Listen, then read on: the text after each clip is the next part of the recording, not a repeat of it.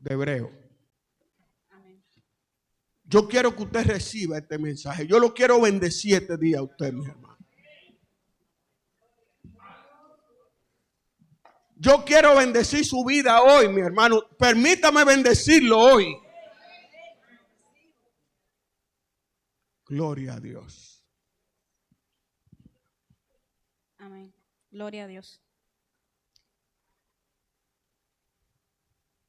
Por tanto, teniendo un gran sumo sacerdote que traspasó los cielos, Jesús, el Hijo de Dios, retengamos nuestra profesión.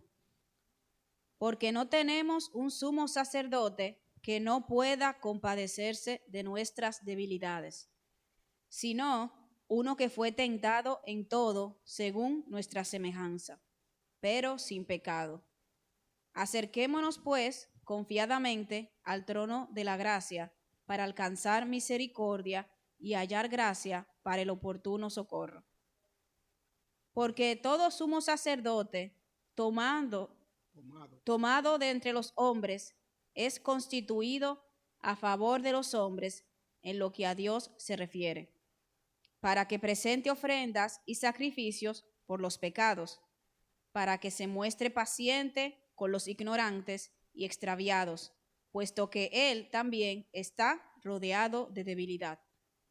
Y por causa de ella debe ofrecer por los pecados, tanto por sí mismo como también por el pueblo.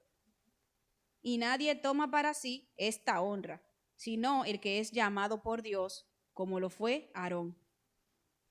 Así tampoco Cristo se glorificó a sí mismo, haciéndose sumo sacerdote, sino el que le dijo, tú eres mi hijo, yo te he engendrado hoy, como también dice en otro lugar, tú eres sacerdote para siempre, según el orden de Melquisedec.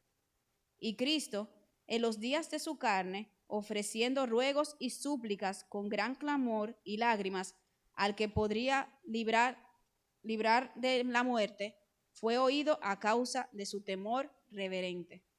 Y aunque era hijo, por lo que padeció, aprendió la obediencia. Y habiendo sido perfeccionado, vino a ser autor de eterna salvación para todos los que le obedecen. Y fue declarado por Dios sumo sacerdote según el orden de Melquisedec. Fue declarado autor de eterna salvación. ¿Para quién? Para los que le obedecen. ¿Para todo lo que? Le obedecen. ¿Para todo lo que? Los que le obedecen.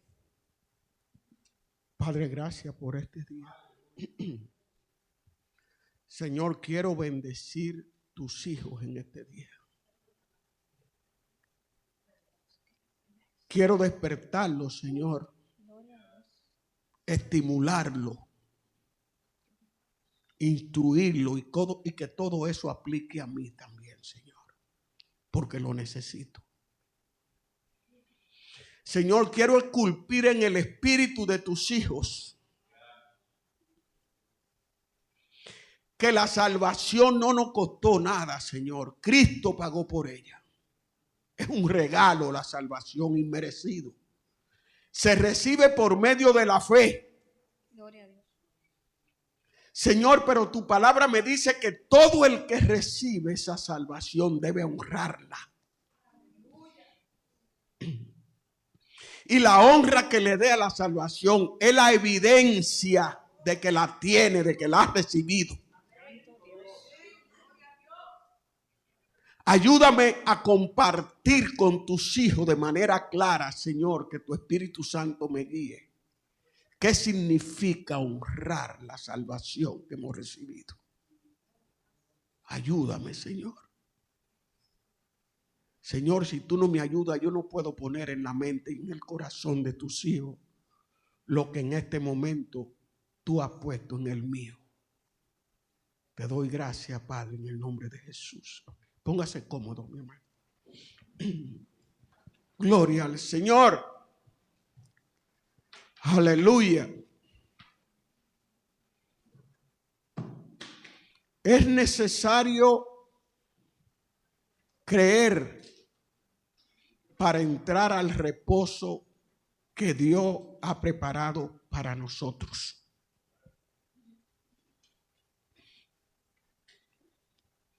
En el reposo divino, en el descanso divino,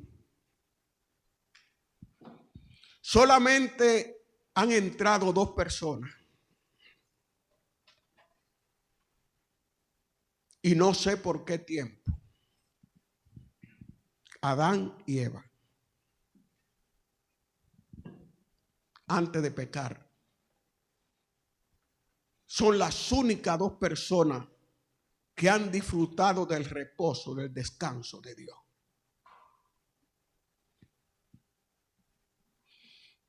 Y estando en pleno disfrute del descanso de Dios, oyeron la voz de Dios, pero no la obedecieron. Y el reposo se truncó.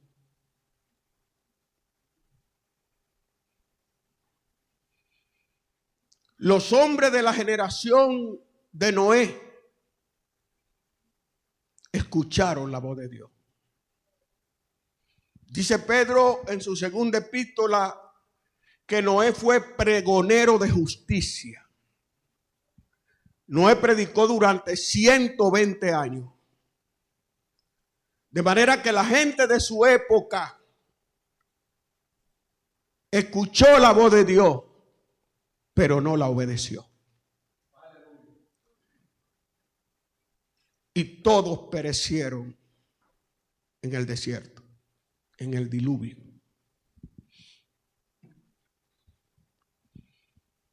El pueblo de Israel en el desierto escucharon la voz de Dios. Y Dios llegó a decirle a ese pueblo que Él había preparado un reposo, un descanso para ellos en la tierra prometida. Y no solamente le dijo eso, le dijo más. Le dijo que el entrar a ese reposo estaba condicionado a que ellos creyeran en su palabra y la obedecieran. Y quiero que comparta brevemente conmigo lo que el pueblo dijo cuando Dios le dijo eso. Éxodo 24:7. Fíjese, el texto es fácil de recordar. Éxodo 24:7.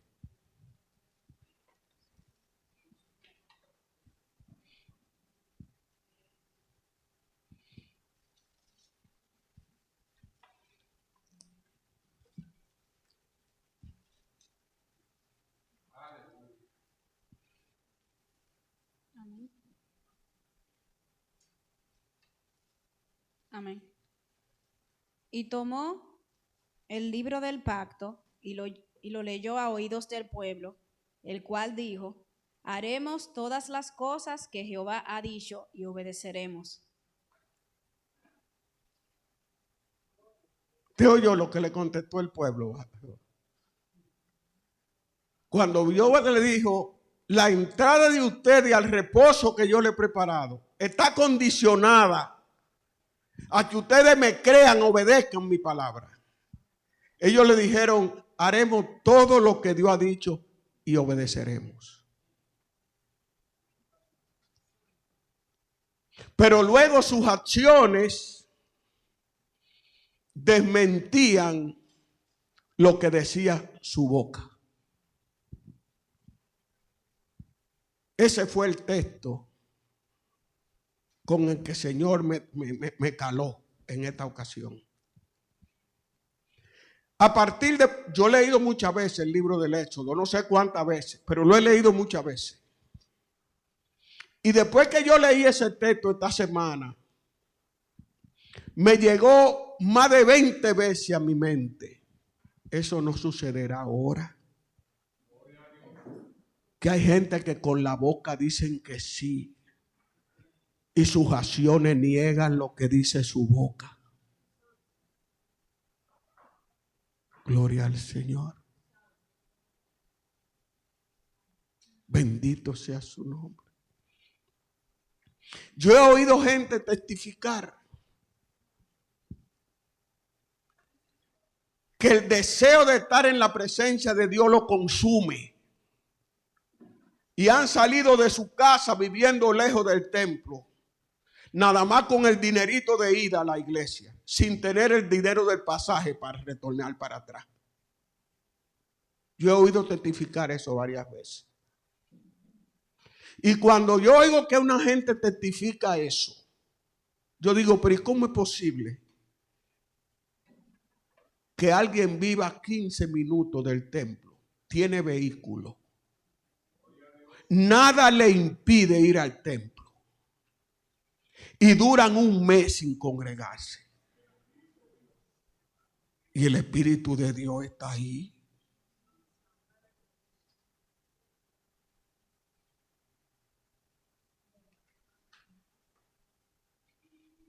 Hay quien se va a pie. Porque el deseo de su presencia lo consume. Y yo tengo un carro parado ahí, nada me impide ir al templo. Y duro un mes sin congregarme. Y repito, y el Espíritu de Dios está ahí.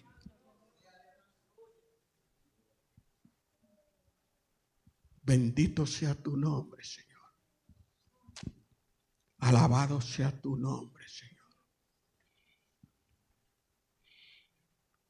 Después de Adán y Eva, nadie ha disfrutado el reposo divino en esta época.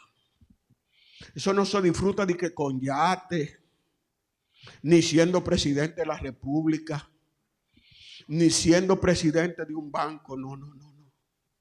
El reposo de Dios no. Si usted quiere, si usted no lo duda, veamos un llamamiento con promesa que hizo Jesús en Mateo 11:28.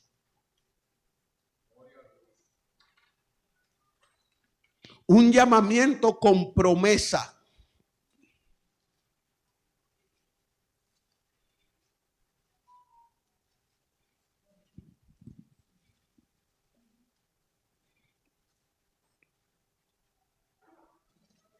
Amén. Venid a mí todos los que estáis trabajados y cargados, y yo os haré descansar. Déjalo hasta ahí. Cuando nosotros leemos ese texto, pensamos que el Señor está hablando con un grupo de personas en particular, con personas que están cansados, agobiados. El llamado es para toda la humanidad. Esa es la condición del mundo entero. Nadie ha disfrutado del reposo del Señor. Solamente Adán y Eva. Hasta que desobedecieron, le dieron cabida al pecado en su vida y en el ambiente. Gloria al Señor. Y ahora el escritor del Epístola a los Hebreos le dice a ellos y a nosotros que debemos ser temerosos para retener la profesión, para retener la fe que una vez confesamos con Jesús. Y comienza a decirnos ciertas cualidades y vivencias que hay en Jesús que operan a nuestro favor para que nosotros podamos retener esa fe que un día confesamos. A partir del verso 14 del 4. Ese por tanto que usted ve que comienza, y eso es conectando por todo lo que le dije anteriormente de reposo y por lo que le voy a decir ahora. Es necesario que retengamos la fe. Comiénzalo a leer. Amén. Por tanto, teniendo un gran sumo sacerdote que traspasó los cielos, Jesús, el Hijo de Dios, retengamos nuestra profesión. Verso 15. Porque no tenemos un sumo sacerdote que no pueda compadecerse de nuestras debilidades, sino uno que fue tentado en todo según nuestra semejanza, pero sin pecado. El sumo sacerdote, el gran sumo sacerdote que nosotros tenemos ahora, que es Jesús. Recuerde que el sumo, Aarón como sumo sacerdote era una copia de Jesús como sumo sacerdote. Y los sacerdotes descendientes de Aarón eran una copia comparado con el sacerdocio regio que nosotros tenemos ahora. Era una copia. Imagínese, usted puede copiar un carro ahí, pero esa copia no lo lleva a ningún sitio. Usted puede copiar una mata de lechosa, pero no puede comer lechosa de ella, porque es una copia. Eso era el sumo sacerdocio de Aarón comparado con el de Jesús. Y los sacerdotes descendientes de Aarón comparado con el sacerdocio regio que nosotros tenemos ahora. De manera que siendo aquel sacerdocio una copia, una figura de este, y los sacerdotes descendientes de Aarón cuando nacían con algún defecto, no podían ministrar en el santuario, siendo una copia. El reto se lo deja usted.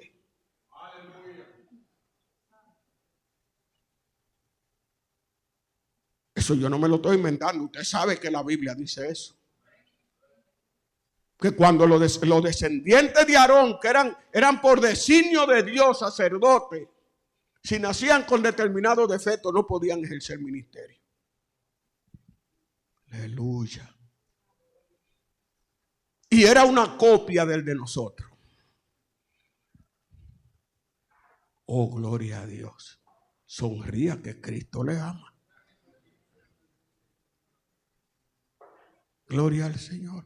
Dice que como nuestro sumo sacerdote, Jesús es compasivo. Tiene compasión, se compadece. ¿Qué es lo que es compadecerse? Hacerse parte de alguien que sufre. Ya sea por sentimiento y acción. Jesús se compadecía de la gente. Y eso su ministerio lo demostró en su ministerio. Mateo 9.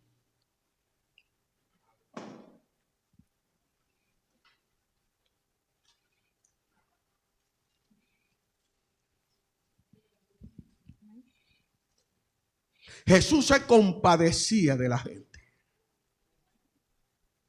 Mateo 9, 35 en adelante. Nick.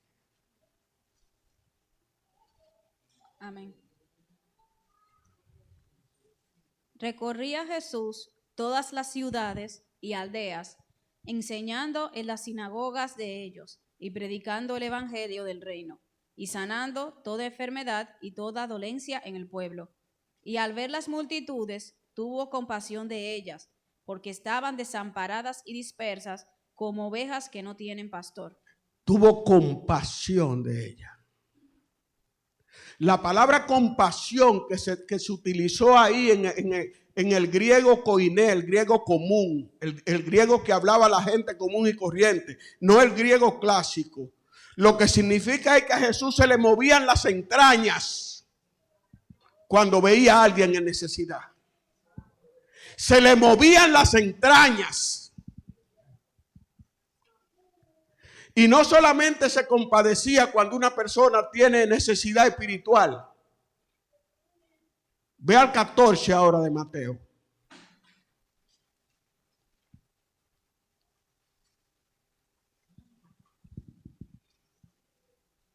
A partir del verso 13. Amén. Oyéndolo Jesús, se apartó de allí en una barca a un lugar desierto y apartado. Y cuando la gente lo oyó, le siguió a pie desde las ciudades. Y saliendo Jesús vio una gran multitud y tuvo compasión de ellos. ¿Tuvo qué? Compasión. Y tuvo compasión de ellos y sanó a los que de ellos estaban enfermos. Cuando anochecía, se acercaron a él sus discípulos diciendo: el lugar es desierto y la hora ya pasada. Despide a la multitud para que vayan por las aldeas y compren de comer. Jesús les dijo: no tienen necesidad de irse, dadles vosotros de comer. Wow. no tienen necesidad de irse. Dadle vosotros de comer. Lo que significa que Jesús, cuando se compadece de alguien, Él mismo puede directamente actuar para satisfacer tu necesidad. Pero también Él puede actuar en otro para que satisfaga tu necesidad. Eso es como cuando tú ibas sin lo del pasaje de vuelta a la iglesia. Que cuando se acababa el culto, te aparecía algo y decía, hermana Marta, venga acá. Agárrese de ahí. La compasión de Jesús.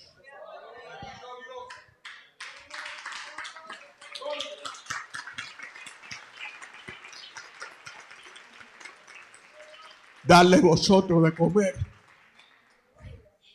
La compasión de Jesús.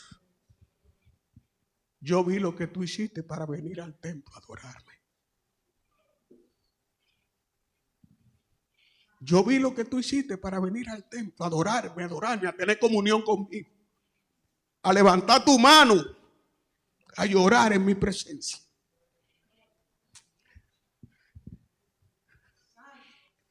Eso es lo que significa honrar su salvación.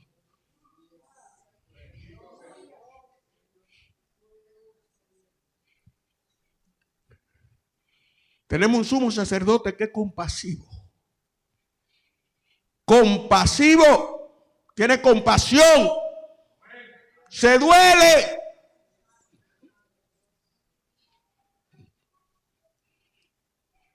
Le duele cuando ve a sus hijos pasando trabajo.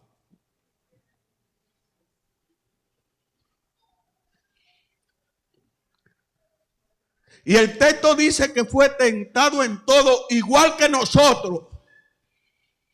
Con una diferencia. Sin pecado. Lucas 4. Bendito sea tu nombre, Señor.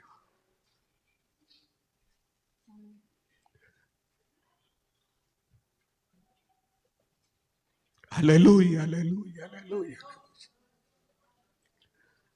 Aleluya, aleluya. Él es compasivo. Tiene compasión.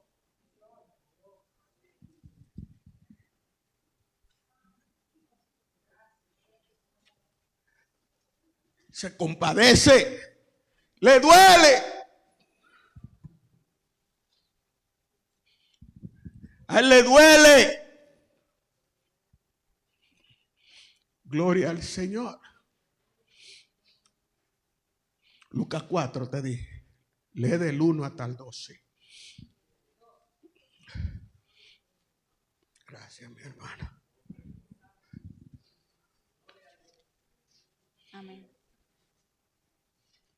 Jesús, lleno del Espíritu Santo, volvió del Jordán y fue llevado por el Espíritu al desierto por 40 días y era tentado por el diablo. Y no comió nada en aquellos días, pasados los cuales tuvo hambre. Entonces el diablo le dijo, si eres hijo de Dios, di a esta piedra que se convierta en pan. Jesús, respondiéndole, dijo, escrito está, no solo de pan vivirá el hombre, sino de toda palabra de Dios. Y le llevó el diablo a un alto monte, y le mostró en un momento todos los reinos de la tierra. Y le dijo el diablo, a ti te daré toda esta potestad y la gloria de ellos, porque a mí me ha sido entregada, y a quien quiero la doy. Si tú postrados me adorares, todos serán tuyos. Respondiendo Jesús le dijo, vete de mí, Satanás, porque escrito está, al Señor tu Dios adorarás, y a Él solo servirás. Y le llevó a Jerusalén, y le puso sobre el pináculo del templo, y le dijo, si eres hijo de Dios, échate de aquí abajo, porque escrito está, a sus ángeles mandará acerca de ti, que te guarden, y en las manos te sostendrán, para que no tropieces con tu pie en piedra. Gloria a Dios. Respondiendo Jesús le dijo, dicho está, no tentarás al Señor tu Dios.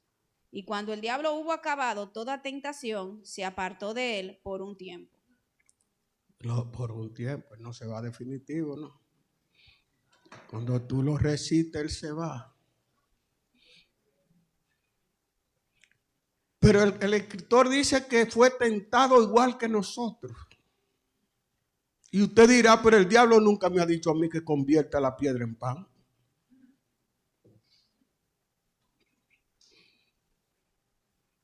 ¿Usted sabe por qué la Biblia le llama el tentador?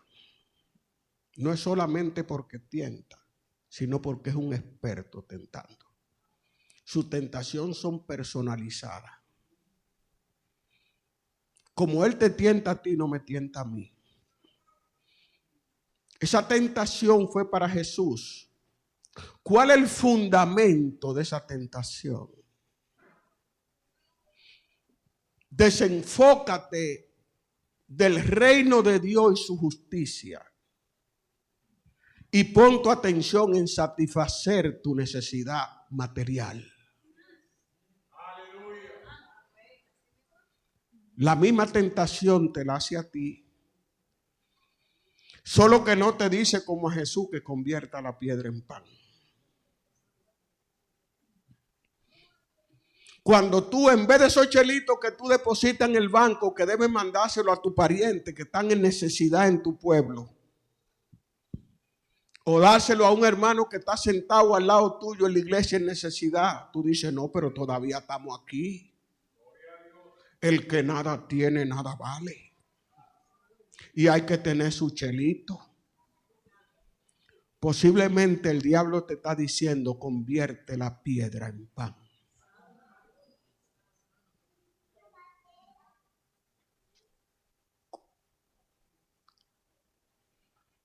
Cuando tú dices, en este banco que estoy sentado en la iglesia no doy ni un peso para que lo compren, que lo compre otro. Porque total, el diezmo es antibíblico. El diablo te está diciendo, convierte la piedra en pan.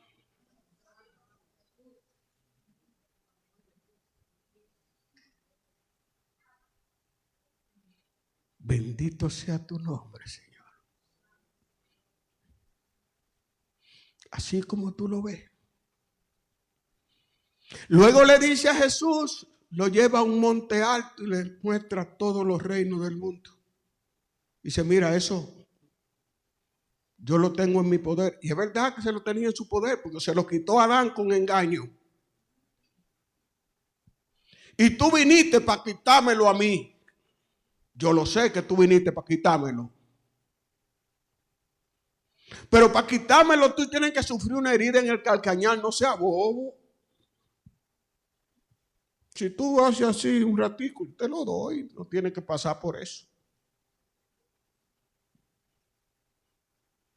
Y usted dice, pero el diablo a mí nunca me ha tentado así, porque el diablo a mí no me ha ofrecido ni siquiera ser concejal del condado donde yo vivo. Pero cuando el diablo te dice, no sea tan íntegro, tú no puedes tener la santidad de Jesús. Hay algunos que son fanáticos. La Biblia dice que no te embriagues, pero no que no te bebas un poquito de vino. Dios todo lo hizo para que lo disfruten. Pero los fanáticos no van a la playa. Tú puedes ir, no te pongas una tanguita de esas que se ven como desnudas, pero tú te puedes poner un traje de baño normal.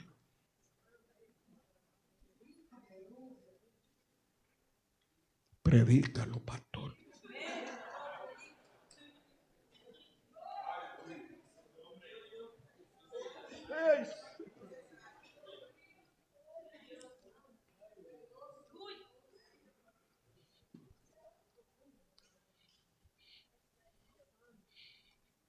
El diablo te está diciendo, adórame un chingo a mí. Baja la cabeza nada más.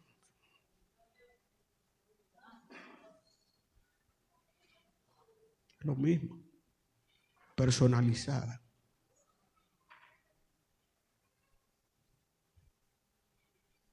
A Jesús le dice, mira Jesús, tú eres un Mesías raro. Tú y el Padre saben que las credenciales que tú trajiste del cielo para presentárselas al pueblo, el pueblo no va a creer en eso. Tú lo sabes y el Padre también lo sabe. Y el Espíritu Santo lo sabe. Tú lo sabes que no van a recibir las credenciales que tú trajiste que demuestran que tú eres el Mesías. No la van a recibir, te van a rechazar. Ahora, si tú te subes ahí en el pináculo del templo y te tiras en cámara lenta, y antes de llegar al suelo se cumple lo que eso se escribió de ti, y le recita de memoria los versículos 11 y 12 del Salmo 91. Se los recita de memoria. Antes de que tú caigas, vienen, ¡pah! Muchacho, ¿y quién no va a creer que tú eres el Mesías? Y usted dice, pero el diablo nunca me ha dicho a mí que me trepe allá en la cúpula de la catedral de San Patricio y me tire de ahí. El diablo nunca te ha dicho eso ni te lo va a decir. Pero usted no tiene idea de los ministerios que el diablo ha arruinado y sigue arruinando, incitando a los hijos de Dios al espectáculo espiritual.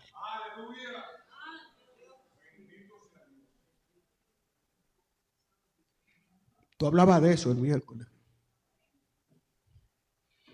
Tú no tienes idea de los ministerios que el diablo destruye, poniendo a los hijos de Dios a hacer espectáculo espiritual, específicamente y más nosotros los pentecostales, que nos gusta, que creen que la unción que yo estoy sintiendo ahora, que usted tiene que estar muerto para no saber que aquí hay una unción de Dios. Yo tengo que empezar a brincar para eso. Eso no es así, mi hermano.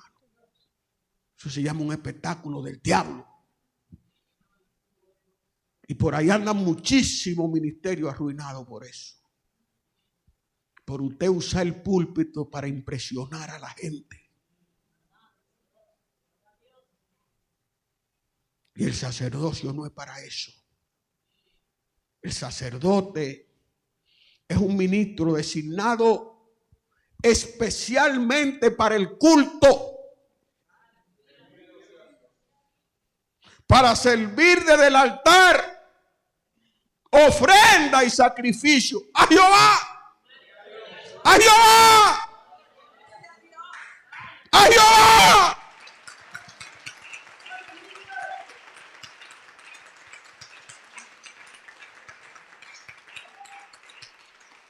Tenga cuidado con eso.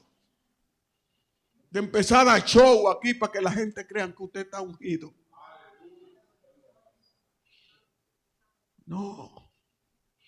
Diablo ha desbaratado muchísimos ministerios. No voy a decir nombre. Pero en la época que yo me convertí, había muchísima gente que Dios lo estaba usando de manera extraordinaria. Esa gente está vivo todito.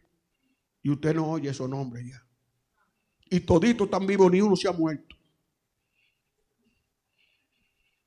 ¿Por qué? Porque cree que yo estoy ungido y que la unción es mía. Imagínense. Chicharronero de Villamella, de que privando de unción.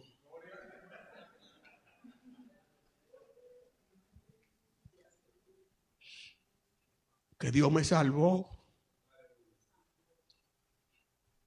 más de una vez de la muerte. Por gracia.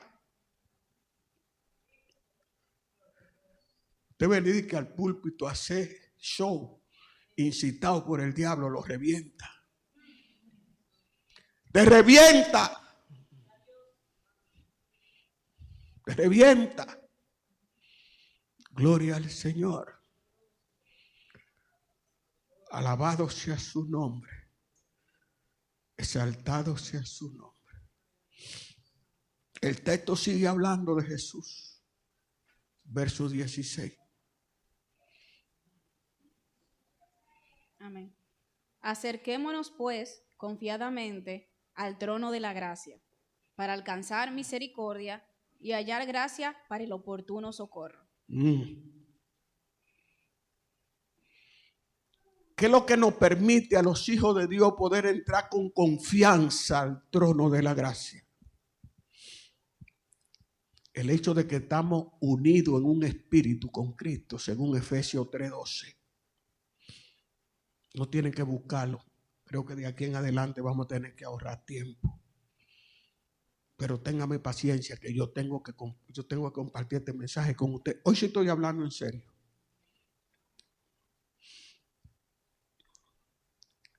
¿Y qué es lo que es el trono de la gracia?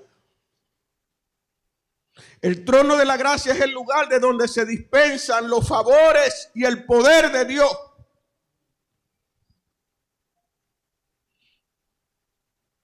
Para alcanzar misericordia, que es la gracia de Dios manifestada a su favor cuando perdona su pecado. Según Romanos 5:15.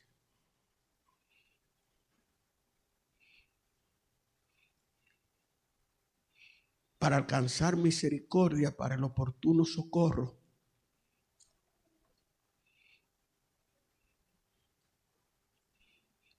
Cuando usted la está pasando y no es porque usted ha metido la pata. Cristo está más preocupado que tú por tu situación.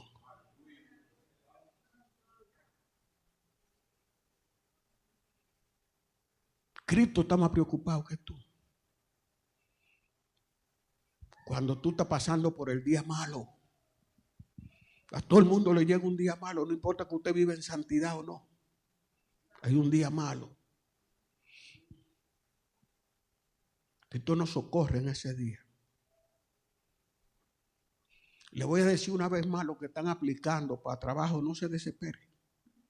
No se desespere, no se desespere. No se desespere. Que de Jehová es la tierra y su plenitud.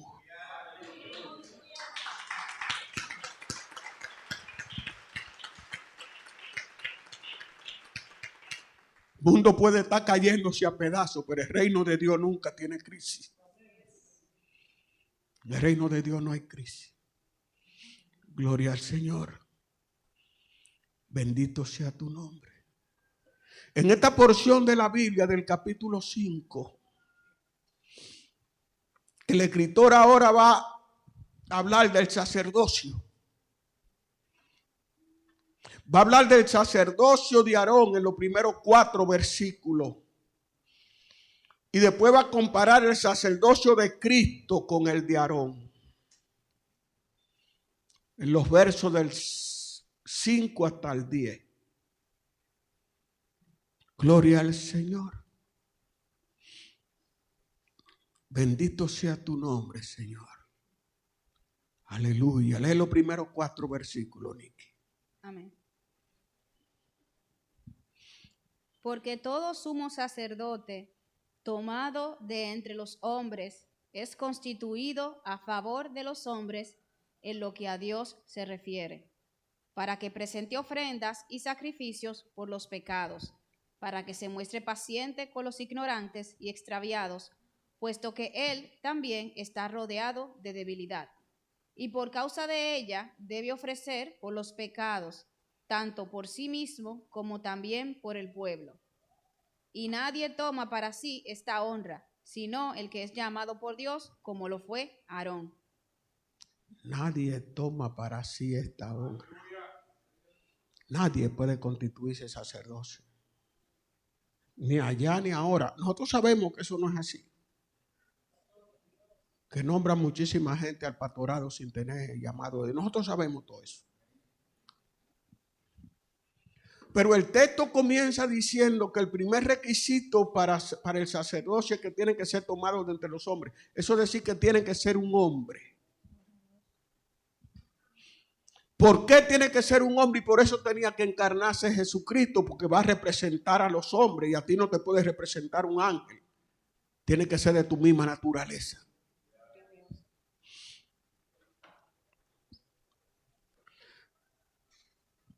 La función principal del sacerdote era presentar, dice el texto, ofrenda y sacrificio.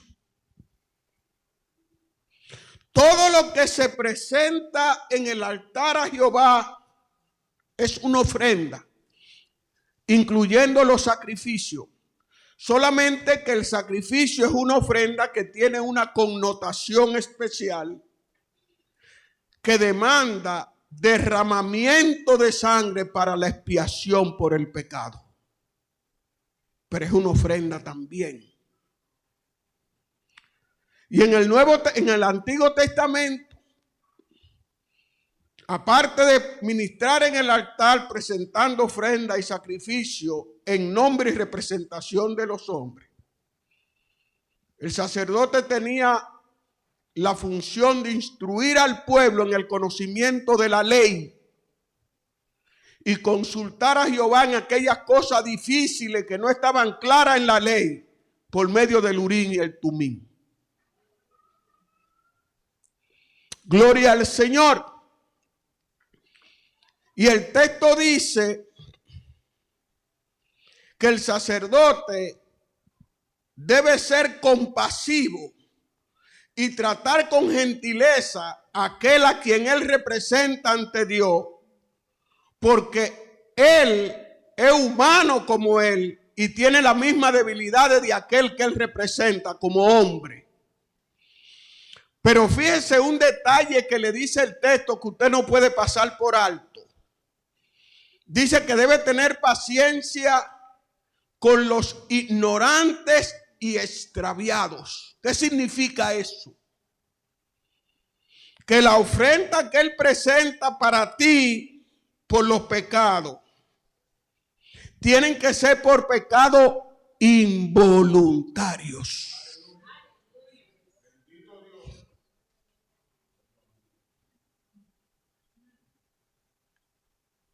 Por pecado involuntario. Por eso es que habla de ignorante y extraviado.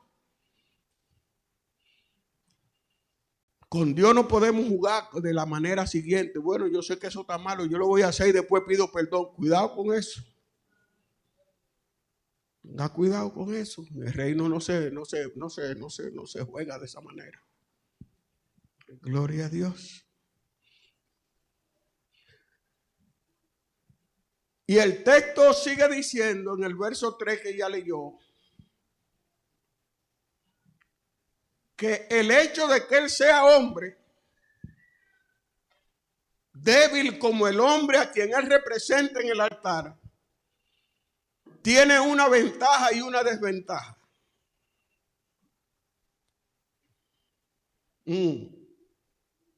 La ventaja es que él se puede identificar con el hombre a quien representa porque es débil como él. Y la desventaja es que por ser pecador tiene que presentar sacrificio por él mismo.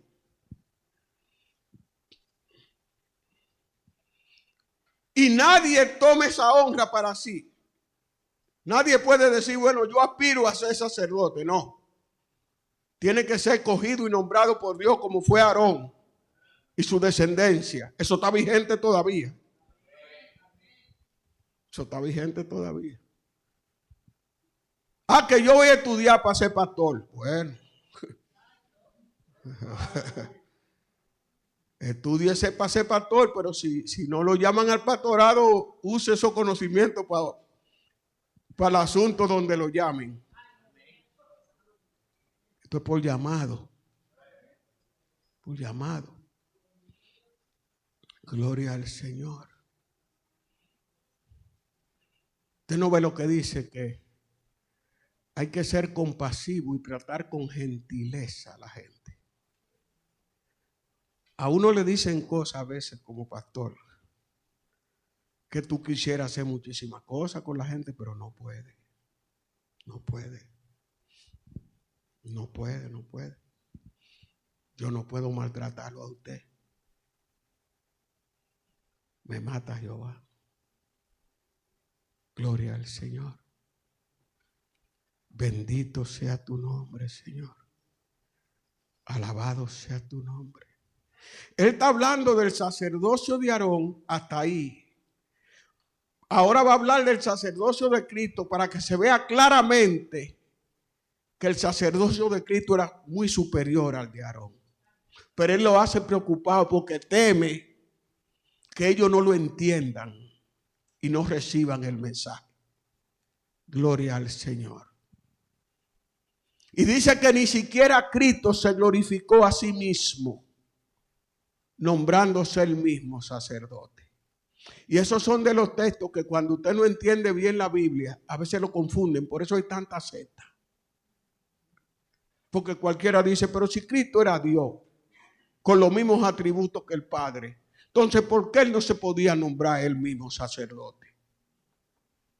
Porque Dios no puede hacer todo lo que quiera. La respuesta yo se la di un día a usted. Eso está en Filipenses capítulo 2. Se despojó de su deidad. No renunció nunca a ser Dios, sino que los atributos divinos los puso aparte cuando se encarnó. ¿Por qué? Porque eso fue lo que dijo el Padre en Génesis, que era la simiente de la mujer que iba a pelear con Satanás. Y la simiente de la mujer era un hombre. Por eso se humilló. Nunca renunció a su deidad, porque si renunciaba a su deidad había un vacío en la Trinidad y eso no podía ser. Él seguía siendo Dios, pero no hizo uso de los atributos divinos. Se despojó y se sometió al Padre. Si no lo hace así, el diablo protesta. El diablo le hubiera dicho al Señor, pero tú me has hecho una trampa. Tú me dijiste que era con la simiente de la mujer, que tú me ibas a destronar y tú estás peleando conmigo como Dios. Gloria al Señor. Ni siquiera Él se glorificó a sí mismo, ni Cristo. Imagínate yo de que ponerme pastor porque me gusta a los pastores. Ay, pastor. No se mete en ese lío si no lo llaman. Gloria al Señor. Sino que lo consignó como pastor el que le dijo: mi hijo eres tú, yo te he engendrado hoy. Este es mi hijo amado. Todo el mundo lo oyó cuando el Padre dijo eso. Por eso era que el diablo sabía que él estaba en el desierto y cogió para allá. Porque él también oyó cuando lo estaban bautizando, que fue ungido por el Espíritu Santo que descendió sobre él. Se oyó la voz del cielo, este mismo amado. ¿Y qué es lo que dice el otro verso, Nicky, que habla de Melquisedec? Y el que también le dijo, tú eres sacerdote para siempre según el orden de Melquisedec. Amén. Lo leo. Léelo. Amén. Como también dice en otro lugar, tú eres sacerdote para siempre según el orden de Melquisedec. Déjeme explicarle brevemente por qué el texto dice en otro lugar. Entonces, ¿por qué el escritor no dice específicamente que eso está en el Salmo 110:4? Lo que sucede que cuando se escribió la epístola a los hebreos, todavía la Biblia no se había dividido en capítulos y versículos. Y los rollos estaban juntos. Por eso que el escritor dice, en algún lugar dice esto, pero no dice específicamente dónde era. Porque hace como 1000 años que la Biblia se dividió en capítulos y versículos. Para esa época no estaba dividida. Por eso es que usted ve que algunos textos dicen, en algún lugar dice esto. Porque eso estaba en rollo, era. Tú eres sacerdote para siempre según el orden de Melquisedec. Jesucristo fue constituido sacerdote, no en base a la genealogía humana, porque él no era de la tribu de Leví. Él era de la tribu de Judá y los sacerdotes eran de la tribu de Leví. Entonces él fue constituido sacerdote por juramento, por la soberanía de Dios. Juró Jehová y no se arrepentirá. Tú eres sacerdote para siempre según el orden de Melquisedec. Recuerde que aparte del sacerdocio levítico, en el Antiguo Testamento hubo otro sacerdocio divino, el de Melquisedec. Un patriarca que existió en la época de Abraham. que la Biblia dice que era sacerdote del Dios Altísimo, que no tenía principio de día ni fin de vida. Nadie sabía dónde ni cuándo había nacido. Nadie sabía dónde ni cuándo había muerto, dónde murió. No tenía genealogía, nadie, no tenía padre ni madre. Es un tipo de Cristo. Es un personaje místico, pero existió realmente. Eso no es una parábola. Eso de que Abraham le dio los diezmos del botín de la guerra que había cogido y que él le dio pan y vino a Abraham, eso no es una parábola, eso es real. Gloria al Señor. Su sacerdocio era superior al sacerdocio levítico. El sacerdocio levítico era una copia, como le dije, del sacerdocio que nosotros tenemos ahora. Gloria al Señor. Por eso todavía hay una religión por ahí haciendo una cuestión disparatada. Cuando consagra a los sacerdotes, así que le dice, tú eres sacerdote para siempre según el orden de la elección, que igual que Cristo. La gente está loca. Igual que Cristo. Oh, bendito sea el Señor. Aleluya, bendito sea tu nombre, Señor. O sea, el escritor no está diciendo a ellos y a nosotros todos los atributos y las cualidades de Cristo que operan a nuestro favor para que usted y yo podamos retener la fe que una vez confesamos. Gloria a Dios. No se devuelva. No se devuelva de esto, Juan. No se devuelva de esto. Después que Dios lo salvó, no se devuelva de esto. Lo peor que le puede suceder a un ser humano es conocer a Dios y volverse atrás. Yo no sé si hay una cosa peor que esa en la vida.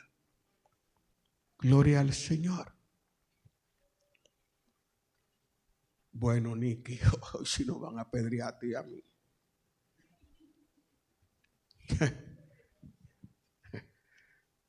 Lee 2 versículos más rápido, papá.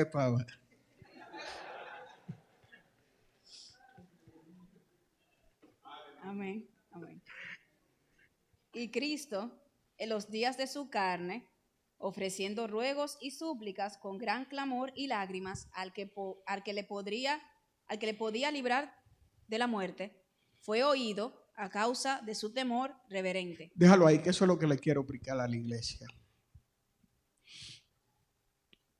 En los días de su carne, ahí está diciendo obviamente que Cristo fue todo hombre, tuvo la doble naturaleza.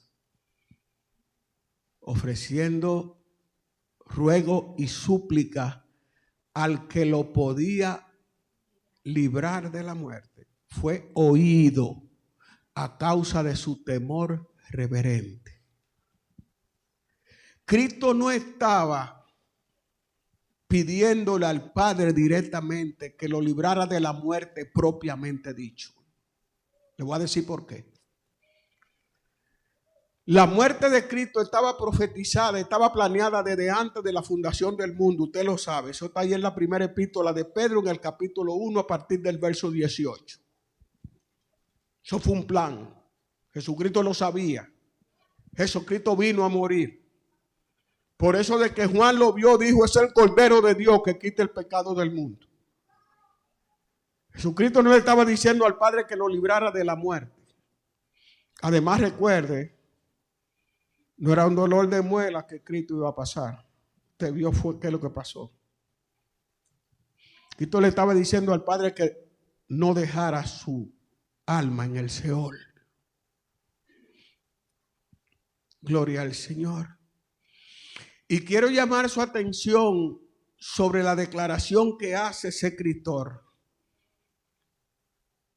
de que con lágrimas y ruego intercedía al Padre. Nosotros creemos que Jesucristo nada más lloró la vez que dice Juan 11:35, Jesús lloró, la muerte no lloró varias veces. Eso lo dice ahí, con lágrimas muchas veces. Sin embargo, usted se preguntará, pero ¿y por qué lo dice este escritor y no lo dice ninguno de los que estaban con él? Esto es lo que yo pienso. Posiblemente lloraba cuando estaba en su intimidad de oración con Dios y no lo hacía en presencia de sus discípulos porque no lo iban a entender. No lo iban a entender. Pero Cristo lloró, era una agonía. Cristo sabía que iba a pasar todo lo que pasó. Gloria al Señor. Eso era lo que el diablo le dijo. Cuando le dijo, adórame un chin. Tú sabes por lo que tú vas a pasar. Inclina tu cabecita un chin nada más y no pase por todo eso. Gloria al Señor. Que yo también tenemos que decirle que no al diablo cuando nos dice que inclinemos la cabeza. Gloria a Dios. Bendito sea tu nombre, Señor. Esto está bueno, pero son las 8. Mi papá decía, mi hijo, tú no puedes ser tan calvo que se te vean los sesos.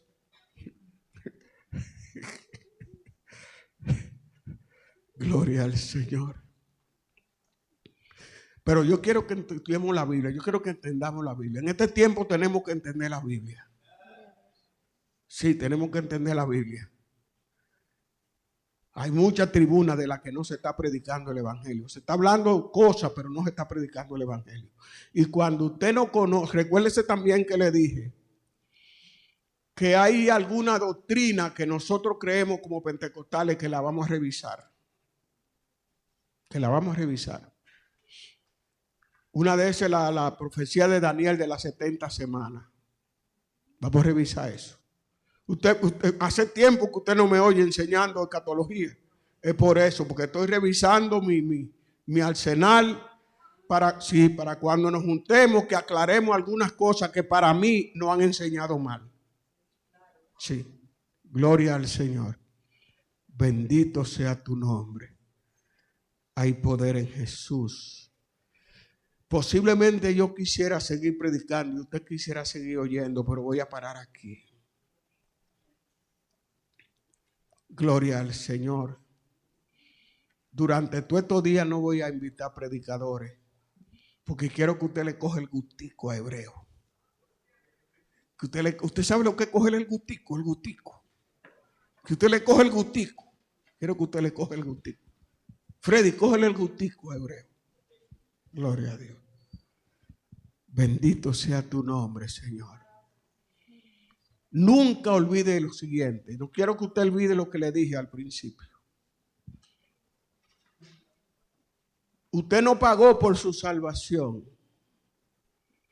pero usted tiene el compromiso de honrar la salvación que a usted le dieron.